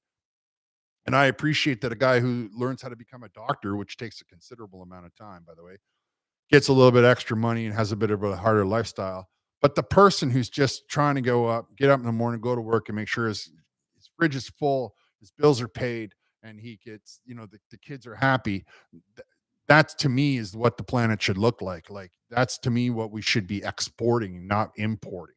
Like, and I get it. There's other governments and other problems and other things in the way, but we don't even try. I mean, we sit here and we try. The government tries to tell us that we need to be exporting our climate policies. Most of these people don't. They live in metal shacks, and you want to talk. You want to talk to them about the climate. They're like the climate. Yeah, it was 45 degrees in my apartment last night. I couldn't sleep at all. So yeah, it's warm. I get it. Excuse me, I have to try to go to work and scrape together the $5 I'm going to make today. But the liberal government, they don't really have, they're not in touch with poverty, you know? And so I believe that the conservatives should be pushing the crime issue. I believe that I believe that I get that the budget is there and it could have been a better timing on the overturning of the mandatory minimums from the Supreme Court. But I think that it's something that we should be hammering home. I find it amazing that the far left will go after somebody because they said the wrong word on the internet 15 years ago, never allowing for the fact that a person might change or never allowing for any of that. But the idea that a person right now can do a home invasion and be out within before the cop gets the paperwork done doesn't bother them. I find that to be remarkable and hypocritical. Like if you're not going to be serious about the real bad stuff, then you can't expect me to take you seriously over a word that made you mad. But I don't think that the conservatives are quite ready to push that message. And I think the primary reason is because in the past it hasn't gained any traction. People in the inner city still voted for them, even though they know that they live in a high crime area. Like Toronto's a rough city in many ways.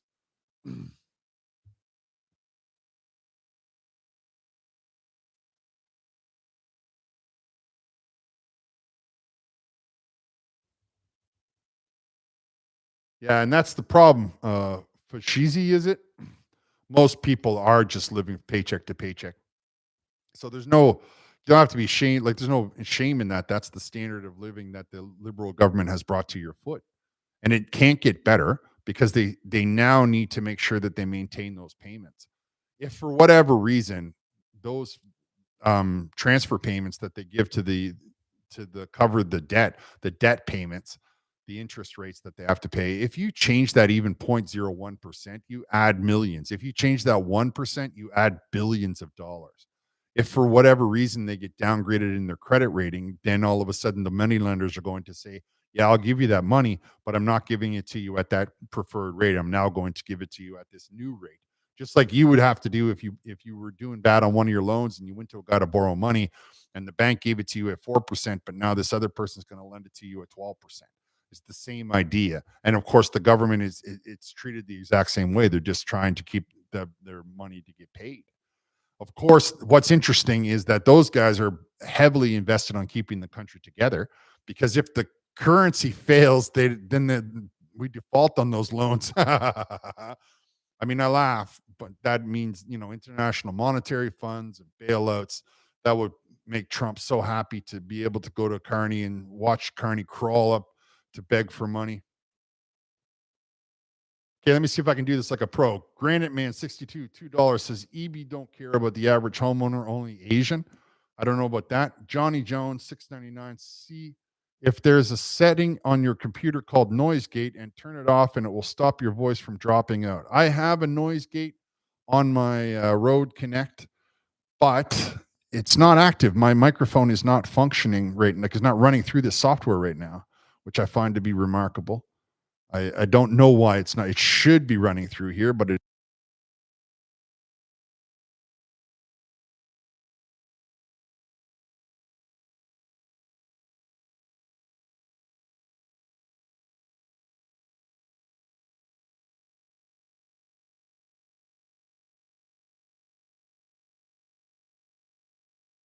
not work. In fact, it made it just the same. I turned the noise gate off, Johnny Jones. But like I say, for some reason, now any other time that I get on this microphone, it filters through the software. It's called Rode Connect. And it doesn't do everything that a mixing board can do, but it does some stuff. It has a noise gate. It has like a an S filter, whatever they call it, where you don't hear too much of the S's, and it has a lower boom, and it has the ability to stop my breath from coming through. But for some reason right now, when I'm dealing with YouTube software, it's not initiating it. So, I have that machine on the way, the pod machine, and I'm going to set it all up. I got an XLR for it and everything, and I'm going to get that up and running because I want to be able to be good at this. I enjoy this actually. This is much more up my alley than talking over the like. I like the recording, so misunderstand me, but this is also very good. I like passing information. Granite Man 62 $2. I mean, First Nations land grab, Vancouver safe. I understand the First Nations issue is a very, very particularly interesting pickle, especially out in British Columbia, where they allowed once they got started, now the dominoes are starting to just go click, click, click, click, click. They don't appreciate the ramifications, right? Like they don't necessarily understand how bad it can become. And then you get some judge saying, yeah, apparently this part of Vancouver that's already been land developed is in fact belongs to one of your First Nations out there on the West Coast. And so now there's like, what is it, 1,500 people who have houses built on that property that may very well be evicted and they won't be able to do anything about it because the second it became what the mainstream media doesn't want to tell you, but the reality on the ground is the second day it became First Nations property, it became technically what they call a reservation. It's reserved specifically for those people, for whatever band that happens to be. I don't remember it off the top of my head, but let's just say, whatever band that happens to be. So they have the right to evict you at any time because that's how governments on the reserves work. EB won't permit Asian investors to lose investment. That's from Granite 62 $2. Well, there is some argument that that's why Carney's overturning the empty housing regulations. Like, because right now there's a tax on if you leave a house empty for too long, and it was going to be allowed if you left your house empty for too long, then you would have to rent it out or pay a heavy tax. And this new budget has an overturning for that, so that I guess for corporate and foreign investment, that's what some arguments are saying. I think it probably is more to do with the boomers that supported him wanting to go south and not have to rent their house out for the winter. The issue becomes, how much should we be permitting foreign governments and foreign people that don't live in Canada, people that don't have Canadian citizenships, to buy property in this country? And that's something that we have to think as a nation, what we should be looking at. What limits should we be putting on? Should we allow anybody to buy it, but just one time? Should we allow them to come in and buy up whatever they like if they got the money because it's a free market? I mean, that's something to talk about here in a second. Once Jack asks Whiskey, conservatives are smart and tough from the constant badgering of the mainstream media. We conservatives need to find a way to unite and break through to all the numb people. Now, I agree with you on that. I think that we have real concerns, and I'll tell you. Hello, Windmore. Good evening to you too. I'll tell you, I don't think that there's enough dialogue between the conservative side of the aisle, like conservatives in Canada, and the individuals that have just gotten here. I think that one of the problems that I talked about in a video I did is how when they come here from wherever, let's just call it India, they're not invested in the mainstream media. They're not invested in like Canada's media. They're listening to whatever they're listening to on YouTube is from talking from their region, whatever shows they were watching when they lived over in India, that's as this example says, or it doesn't matter. Pick a country in Africa, pick a country in Asia. It doesn't matter. When they get here, they're not listening to what's in here. They're like in Canada, they're listening to whatever they're homesick. So they're listening to stuff from home. And I can't tell you that it would be any different, that if I went to India, that I wouldn't tune into, Northern Perspective, let's say, as an example, or Portuguese Pie because he's here. Good to see you. So you can't say that you wouldn't do the same thing. However, there's no real bridge and real dialogue between, when you get here, they're not acclimated. They're terrified instead, right? They're working their faces off. They're scared. They're far from home. They're trying to make acquaintances with people that might be what we would call diaspora. And then into this mix, you hear a liberal say to them, oh, if you don't support the liberals, the conservatives are going to throw you out of the country, which is just not the case. But because they're not that knowledgeable, they don't understand that. Now you look at all of the First Nation, like the people that are first generation, and they're like, no, it doesn't work like that. But there's still that's how they gain a lot of seats. You see, that's how they get a lot of support. And so if I personally could get talking to them, and I try to, but I never do it on camera. If I could get them to understand that the reality on the ground is much different, and that in truth, you came to this country as a conservative. You didn't come here as a liberal. Like, that amazes me how people come from these countries where they are absolutely 100% conservative, and then they get here and they support the liberals, or they get here and they support the NDP. And I think in my mind, that's because they're afraid of consequences of supporting the liberals, because they think they're going to get kicked out or whatever. We're not America, but they don't know any better. Granite Man 62 with $2. Asia owns $100 billion worth of Vancouver real estate. Okay. I mean, the question becomes, what should we be doing about it, right? You know, when you have these 75-story monstrous, like, I look at the skyline of Vancouver and I think to myself, yuck, right? Mile after mile of high rise, white, the whole thing. That just bugs me. I don't know that I could handle living in Vancouver. However, the point that I'm going to say to you is that it costs a lot of money to build those buildings. So do you get investment from a bank in Asia? Do you get investment from a bank in Malaysia?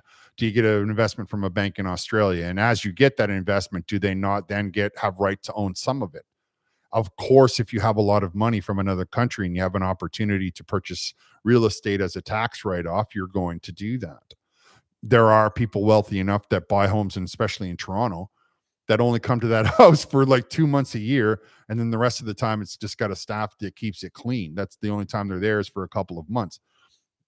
Most people, though, that are buying foreign homes and like from foreign, are going to be businesses and conglomerates that are pooling together their money and buying it as an investment, or buying it as a tax write-off for other industry that they have inside of the country. And then they just connect the two addresses and they say, well, I have that property, so now you got to give me 10% off of this particular earnings or this particular income. And that's really where we have to ask ourselves what's in best. But truthfully, the best simple solution is Vancouver's a horrible example because there's just nowhere to go, right? Vancouver, for those of you that are not aware, backs up to the mountains. So there's a little strip of it, and then it's just mountain, which is difficult to build on. And so they go up and up and up and up and up. And it's one of those priced on demand situations. Vancouver's very much a priced on demand example, which of course comes back to my other contention of high-speed magnetic levitation, because that's what this country needs. We need faster rail, not high-speed rail that you see in France. It's hideous and it scars the landscape. Whereas magnetic levitation travels twice the speed and does not cause any harm to the landscape. Trees can grow underneath it. Rabbits can have babies underneath it. Deers can go left and right.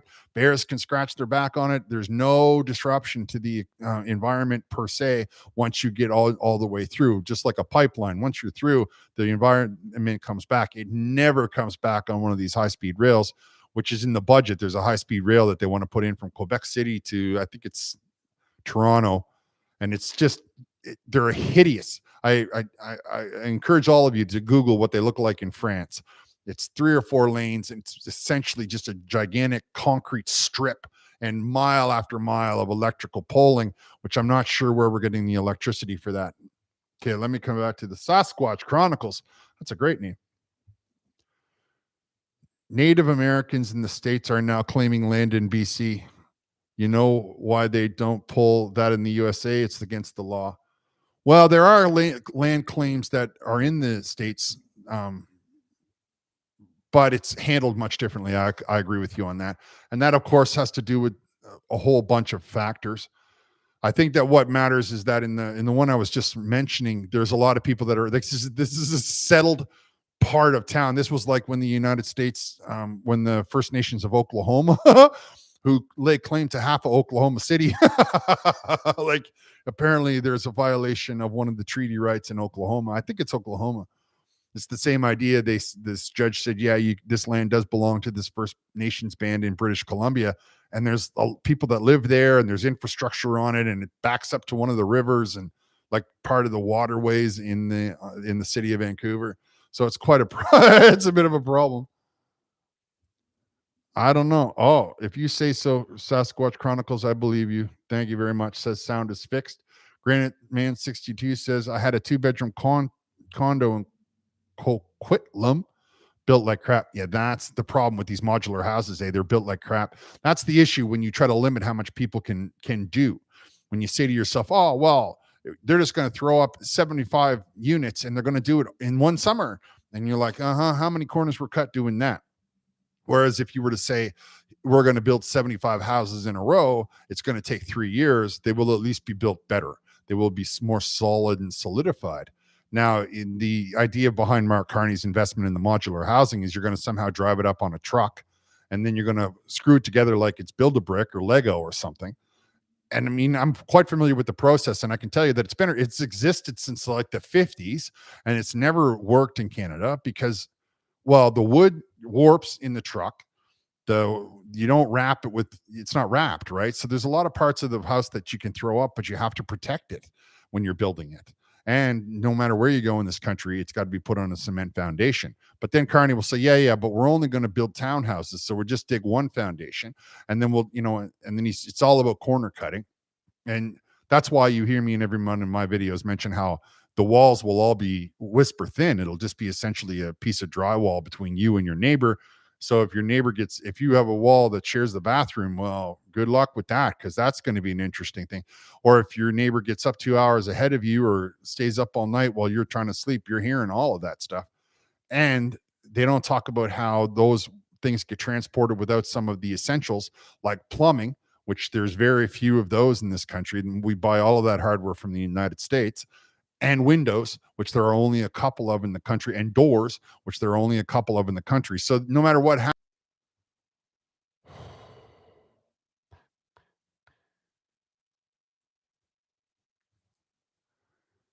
So am I back?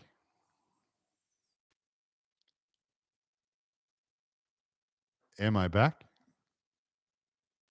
Oh, good. Thank you. You know, it's funny what you say about the home kits, Monty King 5. You're absolutely right about that. One of the very first things Sears and Roebuck sold was a house. It's still standing in somewhere in the middle of the United States. And it was sold in like 1890 or something like that. And they delivered it on a horse. They dropped it off in the middle of nowhere on this farm, and it's still there. I was amazed when I saw Sears collapse. I'm like, Sears, the original catalog store.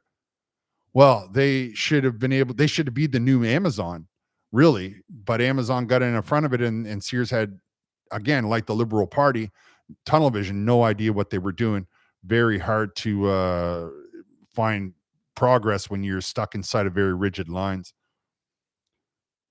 Ford's biggest threat is Carney, not Trump. I would argue that Canada's biggest threat is Carney, not Trump. Ford will go which way the wind is pushing. That's the thing. Ford, he backed the wrong horse when it comes to this Carney argument. He was hoping that by blaming Trump, he would drum up a lot of support, and that would sustain him for a couple of years, because he's had a long-term he's got a majority, but he's been in office for a long time. Unfortunately for Ford, he's not thinking outside of the box, and he's not replacing those jobs that are being lost. Now, if anybody has ever had association with anybody in one of these auto unions, these guys, these are good paying jobs, and they have really good benefits, and they have really good leeway. Like they can get away with not coming in for a couple of days, and that's fine too. Like, you're not going to get fired for that. You might not get paid for your shift, but nobody pulls you into the office and says, why weren't you here? And all the rest of that. They have a good job. Now, Ford has done nothing to replace those jobs. These are also hard workers, right? They get up, they go through heavy duty routines. And so it's a heavy duty job. Everything is heavy. All the parts of your operating overhead cranes or your pneumatic drill sockets are all on it's heavy duty harnesses, right? So these jobs are easily transferable into other things. It'd be a quick, easy transition to take somebody who spent 10 years working in an auto plant to give him 10 years to working on something else. But Ford, he's too liberal, so he doesn't want to invite foreign investment. He doesn't want to tell the liberal government that all of these laws that are slowing down investment have to move aside. Carney thinks that it's all about the tax rate. He doesn't understand that it's not about that at all for some reason. And I mean, the reason that he doesn't understand it is because he's never in his life had to run a business. He's only ever tried to take other people's money and buy businesses. Carney's more, from what I can understand, Carney's more focused on trying to get his hands on the pension plan of Canada than he is about lifting the taxation laws that stop the Liberal government from having control over the industry that gets built into very individual provinces. George Peter Gaddis, $2 says government should make a deal with the U.S. boxable homes. Carney's already got Brookfield invested in a couple of those modular home builders. It doesn't work as easily in Canada because of the foundation concerns. There's a lot of things a lot of houses can be built in the States that cannot be built in Canada, or at least not in the same manner, because we have to build all of our houses on foundations. And those foundations have to go below the frost line because there's a lot of movement. So we can't build houses like we can in Texas. The house can be the same, but you can't lay it on a concrete pad. You have to build it on a foundation. Besides, I don't like modular housing in any way, shape, or form. I believe that we should be just cutting checks to one guy and seven, like, most house building is a crew of seven, one guy and then six. And then they can come in and build most of it, run the wiring, the electrician comes in, and that's when it slows down because you have the windows, you have the doors, you have the flooring, you have the cabinetry, you have the the plumber comes to hook up the water, but then normally a different guy will come to put in the sinks and put in the tub and all the rest of that. So there's a lot of backlog and there's a lot of log jamming on building a house that Mark Carney is blindly looking past, because I know no way in the world are these houses being delivered with their plumbing in place. No, that's not happening. Oh, look, Jackass Whiskey says it. Plumbing and electricity are $5. Plumbing and electricity are killers for house building projects. I respect plumbers and electricians.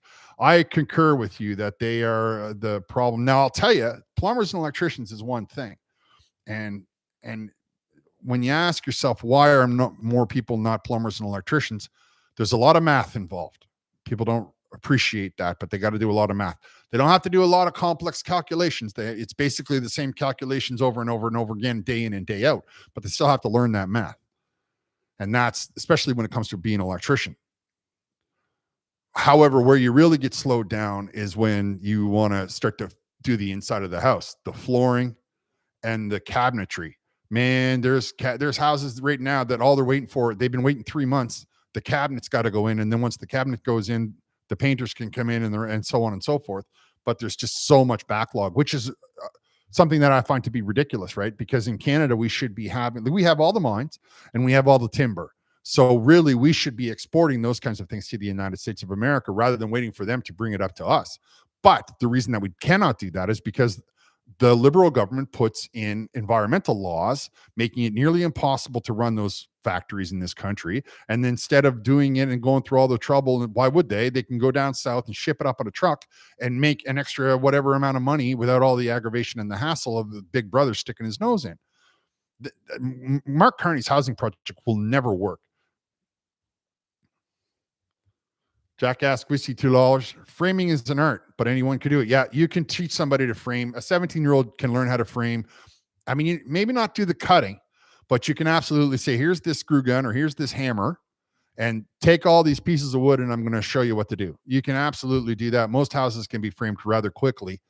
It's not that. It's when you start to run the plumbing, which I know a lot of people now are running it with the PVC or whatever, the plastic, and they're running it in tankless.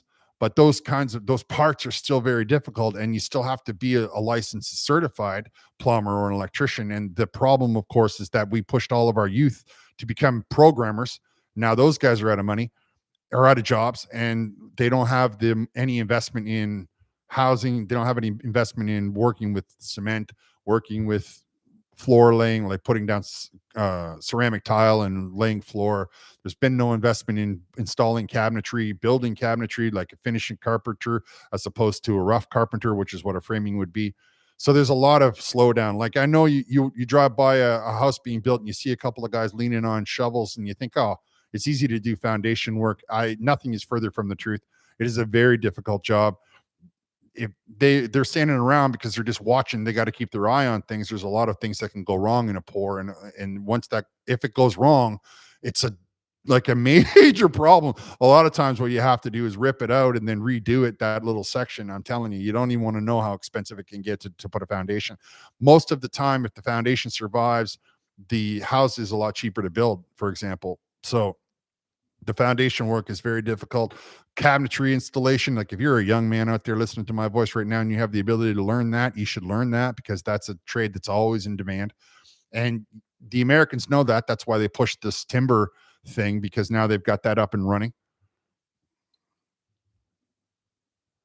Well, leaving Canada, Granite Man 62, $2. Leaving Canada is a very, very interesting proposition. And joining the States is also something that you have to think about. Is not as easy as they make it seem. That's why you should ignore the mainstream media whenever you hear them talking about it, because everybody forgets that the prime minister is not the highest ranking politician in this country. The highest ranking politician in this country is the governor general. And every province has a lieutenant governor general. And nothing is technically supposed to get past the Senate, because we have a king in this country. So if we were to try to become the 51st state, let's just say for the sake of argument, Alberta wants to become, or let's pick Quebec, because Quebec has been talking about separation for my entire life. You know, there was terrorists and the whole 9 yards. They actually kidnapped one of the diplomats from Britain, from England. I'm telling you, it's an interesting story. I encourage all of you to look it up. But for them to separate from Canada doesn't mean that they're necessarily going to be outside of the influence of England. That's a different thing. So they may very well be willing to leave from Canada, but they're still going to be part of the Crown Corporation, as they call it, like the British Commonwealth, which is now just called the Commonwealth. And some of the countries that go through separation, I think Bermuda is the most recent. It took them like 4 years through all of the paperwork and all of the stuff to get it up and to get it to be finalized. So it's not that simple to just go ahead and join the United States of America, because technically to join the United States of America, you are in rebellion against King Charles. So I get what you're saying. And I don't think that breaking up the country is the solution. I think that, though, sometimes I swear you could just, like, I hear so much from Quebec. I'm like, you know what? Just get out. Like if Quebec was somebody I was dating, and every time I turned around, they were like, hey, if you don't do this, I'm going to leave. If you don't do this, I'd be like, get out, leave. I don't care. You know what? I'm gone. Like I just would not be able to put up with it. It's all I ever hear from these guys. They get so much money from the rest of the country. They use so much infrastructure money do they get for their roadways, and yet every time I turn around, they're upset about something. And I am quite certain that that's one of the biggest reasons that the trade negotiations fell apart with the United States, because the United States wants to have a free reign to sell their dairy into the Quebec market, and Quebec is very protectionist of their industries, especially dairy. Everybody forgets that, but Canada is more protectionist than the United States. They don't have any problem selling stuff from one state to the other, but you have a real hard time selling things from one province to the other, which is how we got into this mess in the first place, which is how we ended up selling stuff into the United States, because it was just easier. You're allowed to sell it downward, but try to sell it east to west, and all of a sudden you violated all kinds of problems. And then you would hear about it in the House of Commons and so on and so forth. Phil ARCS 5767, but Phil, at $10, we need the triads, and that is what makes Canada work. I mean, he might have meant trades. I'm pretty sure that he means trades, and his phone just came up, what do you call that? Spell check decided that it was going to put in triads. My spell check goes crazy on me sometimes. I'm like, where does that even, that's not even a word in my spell check. I mean, if it is a word, I didn't know that, Anyway, the trades are the secret to this country. The trades are what are going to calm people down. And fortunately, the first thing that the woke did was attack men, and especially especially tradesmen. And so a lot of people pushed away from that because they felt that the society wasn't endorsing it. I think that it's one of the biggest places to begin. But I believe in the old adage, right?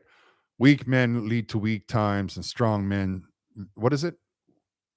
Hard times. Sorry. So it's weak men lead to hard times and strong men lead to soft times, right? And what we need to be doing in this country is bringing up the young men. We have to tell them that, you know what, we know you spent your whole life being told that you're a horrible human being, not because you did anything wrong, but simply because you were born a male, and the culture wants to suppress that.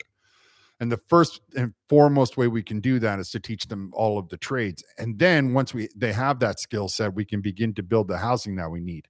I do not in any way, shape, or form think that we need to go upwards. I think that we need to go outward. I think we need to turn this country into a country of, small little hamlets all along the roadway or along the magnetic levitation is ultimately when I think about it. Excuse me, hold on a second.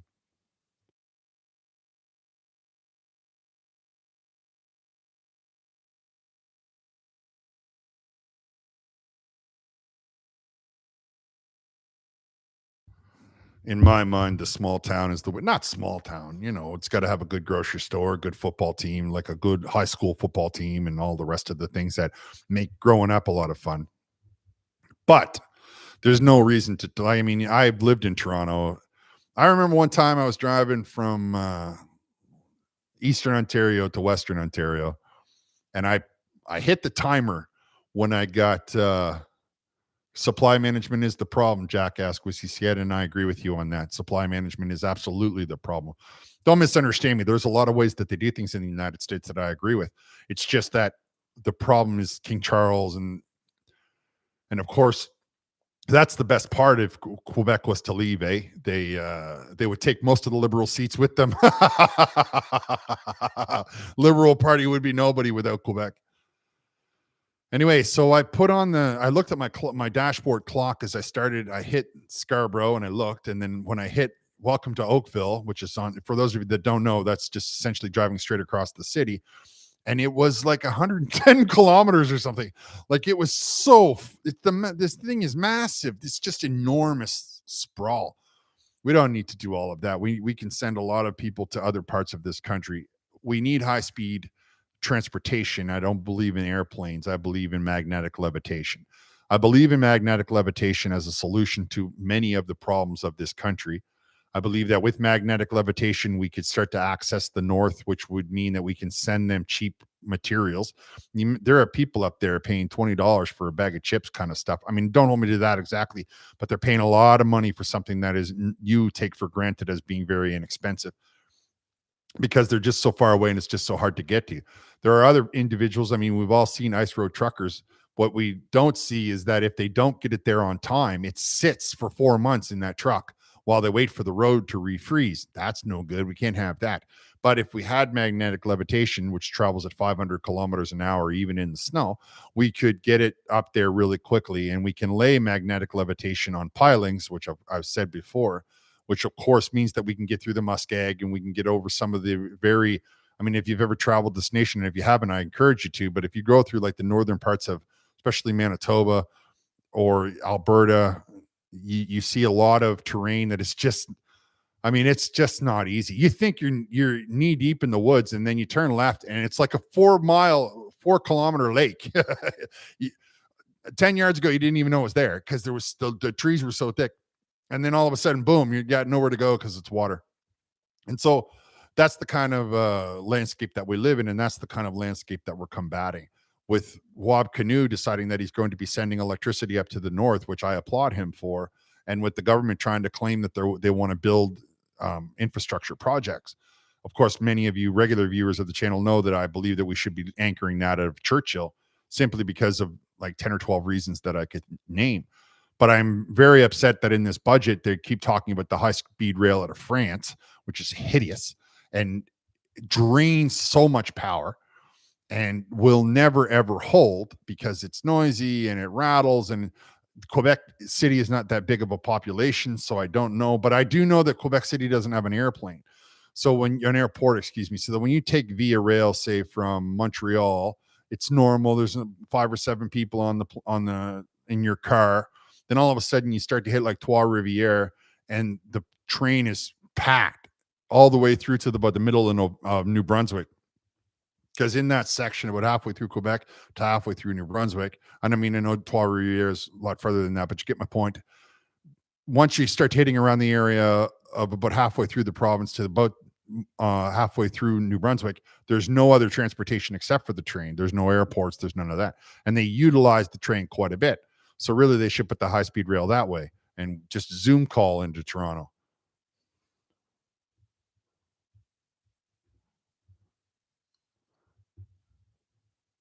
Do high school Jackass Whiskey? Do high school teams in Canada have football teams, or do they use CFL or NFL rules? We use CFL, always CFL rules, which of course is really funny because we have a 55-yard line, and our balls are bigger, which is something that nobody thinks about. I mean, I like American football, and I think that one of the ways we could improve Canada would be to get rid of the CFL and just start to utilize all of our team. Like keep the same teams, but they could just invite in the NFL en masse. And that way there you would get a lot more people watching. I mean, you get a big turnout in Saskatchewan, you get a big turnout in Edmonton, you get an okay turnout in Toronto or Hamilton, but you don't get the kind of turnout that they get week in and week out like they do in the United States. And for a while, we had the Baltimore Ravens. The Ravens came into Canada for one season to prove that they had viability to play as a team and to get butts and seats. They won the Grey Cup, and then the next year they joined the NFL. So in my mind, I'm like, yeah, but that's because they had butts and seats. And when I look at the kind of TV ratings that the CFL gets versus the kind of ratings that out of Toronto, say, for example, or Montreal, they get for American football on the Sunday, I'm like, well, we should just put our teams inside of that, like we do with the hockey teams, like we do with the baseball teams, like we do with the basketball teams. I mean, it's a quick adjustment.